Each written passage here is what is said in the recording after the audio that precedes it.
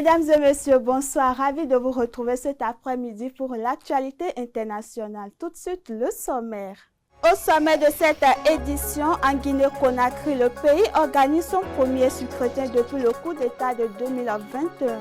CAN 2025, la Zambie affrontera dans la soirée de ce lundi le Maroc, un match décisif pour la qualification. Et puis en Ukraine, les négociations de paix restent encore incertaines malgré les échanges diplomatiques.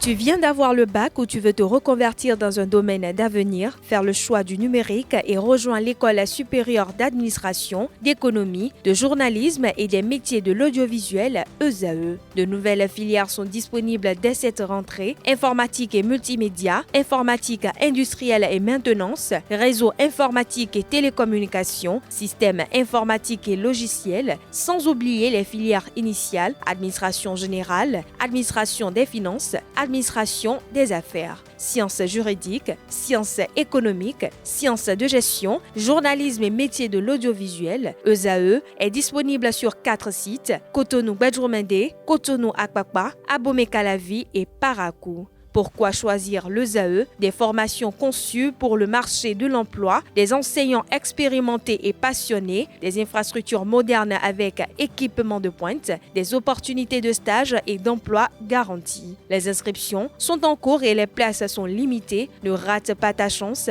donne vie à tes ambitions avec l'ESAE. Contacte-nous vite par appel ou par WhatsApp au 01 98 98 14 00 ou via email scolarité@esae.bj et visite notre site web www.esae.bj. Ton futur commence maintenant avec l'ESAE. Tu investis dans un avenir professionnel, concret et sécurisé. ESAE, l'excellence à un nom.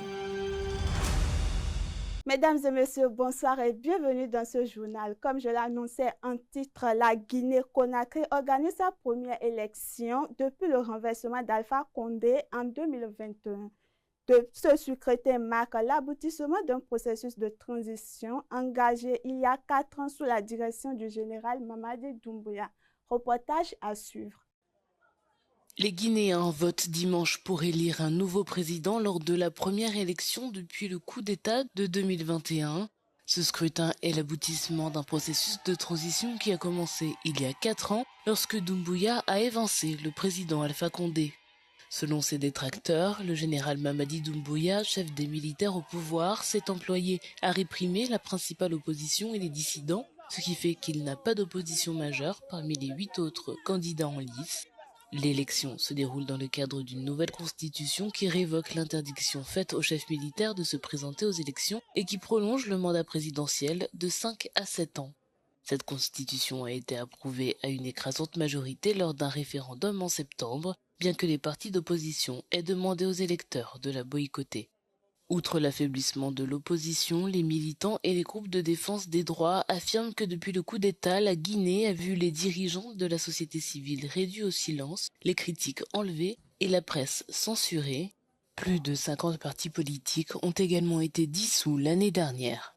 Toujours en Guinée, les bureaux de vote ont fermé dimanche en Guinée au thème de la première élection présidentielle depuis le coup d'État de 2021. Alors que le général Mamadi Doumbouya est favori face à une opposition affaiblie, la population guinéenne attend des réponses concrètes sur la stabilité politique, l'économie et la gouvernance. Suivons ensemble. Les bureaux de vote ont fermé en Guinée. Laissons place au décompte des bulletins à la suite du scrutin présidentiel de dimanche. Le pays s'apprête à retrouver l'ordre démocratique après le coup d'État de 2021 et le peuple En République centrafricaine, le dépouillement des bulletins a commencé après le scrutin de dimanche. Plus de 2 millions d'électeurs ont participé à un quadruple rendez-vous électoral, présidentiel, législatif, municipal et régional. Reportage à suivre. Le dépouillement des bulletins de vote a débuté en République centrafricaine à la suite du vote de dimanche.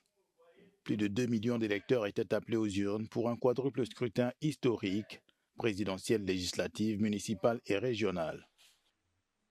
Les observateurs témoignent du bon déroulé du vote, où le président sortant Faustin Archange Touadéra brigue un 3e mandat.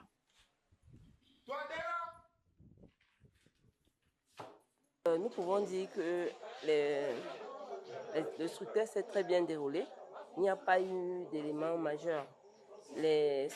Déjà, les représentants des partis et puis également des candidats se sont très bien comportés, sans oublier le président du bureau de vote qui était très conciliant.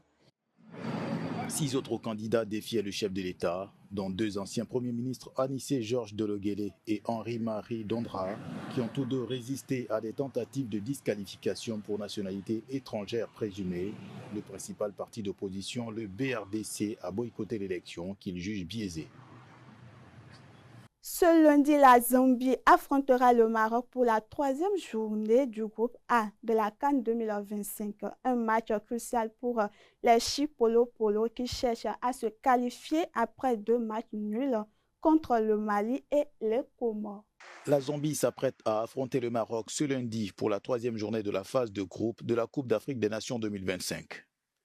Rendez-vous capital pour la survie des Chipolo dans cette CAN, après 2 nuls et 2 petits points acquis face au Mali et aux Comores. L'histoire nous dit tout. Le Maroc a remporté la CAN, la Zambie a remporté la CAN.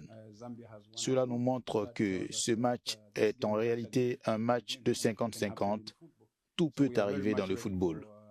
Nous sommes donc tout à fait prêts, non seulement individuellement, mais aussi en tant qu'équipe. Ce que nous voulons, c'est simplement nous assurer que nous travaillons ensemble, en équipe, et bien sûr, remporter la CAN. C'est le plus important. Nous ne nous intéressons pas aux noms. La Zambie a déjà battu des grands noms. Nous avons remporté la CAN à l'époque de Didier Drogba et Yaya Touré, la meilleure génération de footballeurs, mais nous avons quand même remporté la Coupe d'Afrique. De leur côté, les Lions de l'Atlas pourraient retrouver leur capitaine, Achraf Hakimi, qui sort de blessure. Le Ballon d'Or 2025 espère jouer ses premières minutes de la CAN cet après-midi. La bonne nouvelle, comme l'a dit le coach, j'espère Inch'Allah, après l'entraînement d'aujourd'hui, de pouvoir jouer dans mes premières minutes avec l'équipe et de prendre la confiance que ça fait longtemps je n'ai pas joué. Et après, c'est le choix du coach. Si le coach il me voit prêt pour jouer après, c'est lui. Sinon, je vais aider à mon équipe d'autres façons pour, comme je dis, l'objectif principal, c'est de que Maroc gagne cette Coupe d'Afrique. Avec le soutien, mais aussi la pression d'un public. Des centaines de personnes ont rendu hommage dimanche au chef militaire de l'Ouest libyen, Mohamed Ahmad al-Haddad, décédé avec 4 autres personnes dans un crash d'avion survenu en Turquie. Image à suivre. Dans la consternation, la Libye pleure le général Mohamed Ali Ahmad al-Haddad et 2 autres personnes tuées dans un accident d'avion en Turquie. Les sépultures du chef militaire de Libye-Ouest et compagnons ont été exposées dans un stade de la ville côtière de Misrata pour un dernier hommage dans leur ville natale. Une cérémonie funéraire à laquelle participait le Premier ministre Abdulhamid Deiba et d'autres dirigeants militaires et politiques. Les corps seront ensuite amenés par leurs familles pour un enterrement privé dans un autre lieu. Des cérémonies ont également eu lieu à Ankara et à Tripoli samedi. Un jet privé transportant le général al-Haddad, 4 autres officiers militaires et 3 membres d'équipage s'est écrasé mardi après avoir décollé d'Ankara, la capitale de Turquie. Les autorités libyennes ont déclaré qu'il s'agissait d'une défaillance technique de l'avion, mais l'enquête se poursuit en coordination. En Somalie, la reconnaissance du Somaliland par Israël provoque une vague de condamnation internationale. L'Union africaine, plusieurs pays africains et arabes ainsi que le Venezuela dénoncent cette décision jugée illégale et réaffirment leur soutien à l'intégrité territoriale de la Somalie. Suivons ensemble. La Somalie a condamné la reconnaissance par Israël du Somaliland, région autoproclamée de la Somalie, en tant qu'État indépendant. Le Somaliland a déclaré son indépendance de la Somalie dans les années 1990, mais n'a jamais été reconnu par la communauté internationale.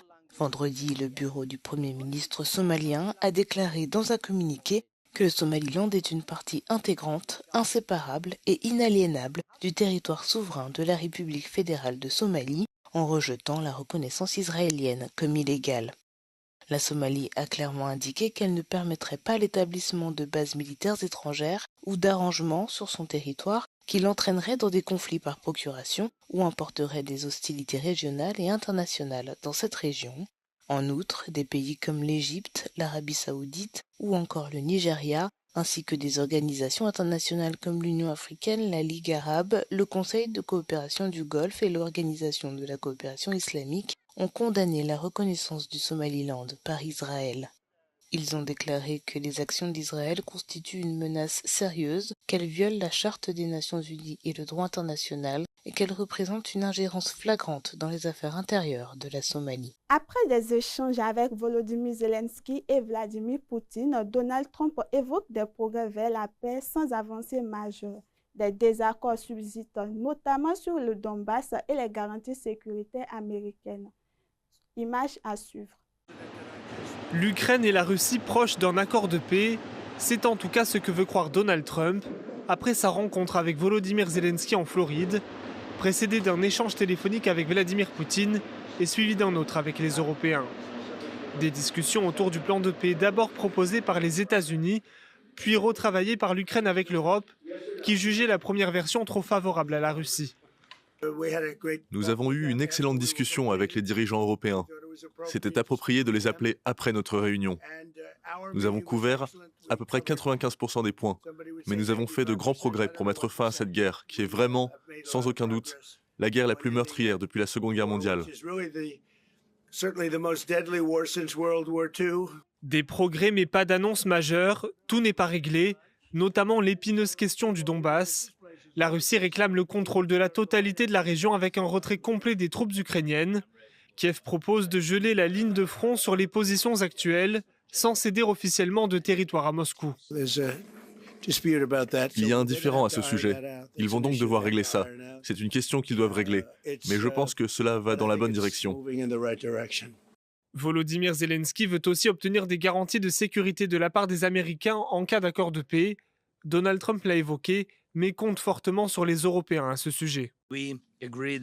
Nous sommes d'accord sur le fait que les garanties de sécurité sont indispensables pour parvenir à une paix durable. Nos équipes continueront à y travailler. Nous avons convenu que nos équipes se réuniraient dans les semaines à venir pour finaliser les affaires dont nous avons parlé. L'Ukraine est prête pour la paix. Je tiens à remercier une nouvelle fois le président Trump pour son accueil chaleureux et des discussions constructives. Selon le président américain, les prochaines semaines seront décisives pour savoir si la guerre peut prendre fin. Dernière actualité pour clôturer cette édition, Volodymyr Zelensky affirme après sa rencontre avec Donald Trump que les garanties de sécurité américaines pour l'Ukraine ont été acceptées à 100%. Les Européens saluent ces avancées plutôt, tandis que le président américain invite ou insiste sur la nécessité de mettre fin à la guerre avec la Russie. Suivons ensemble. La fin du conflit en Ukraine reste toujours très incertaine. Donald Trump a pourtant qualifié de formidable sa rencontre dimanche dans sa résidence de Mar-a-Lago en Floride avec le président ukrainien Volodymyr Zelensky. Il a ajouté qu'ils avaient fait beaucoup de progrès et que les discussions pourraient se poursuivre ce lundi. We have great achievements, 20-point peace plan, 90% agreed, and US-Ukraine security guarantees 100% agreed. US-Europe-Ukraine security guarantees almost agreed. Military dimension 100% agreed. Prosperity plan being finalized, and we also discussed the sequencing of the following actions. And we agree that security guarantees is a key milestone in achieving lasting peace. Le président américain a admis que certaines des questions les plus sensibles restaient en suspens, notamment les discussions sur l'avenir des territoires occupés de l'Ukraine, notamment le Donbass. Avant les discussions, Trump s'est entretenu par téléphone avec le président russe Vladimir Poutine et a déclaré qu'il pensait que Poutine était sérieux au sujet de la paix. Selon le Kremlin, les deux hommes devaient se reparler après la réunion, mais à l'heure qu'il est, aucune confirmation. On ignore s'ils ont finalement échangé de nouveau. Et voilà qui met fin à cette édition. Merci de nous avoir suivis. On se donne rendez-vous pour demain.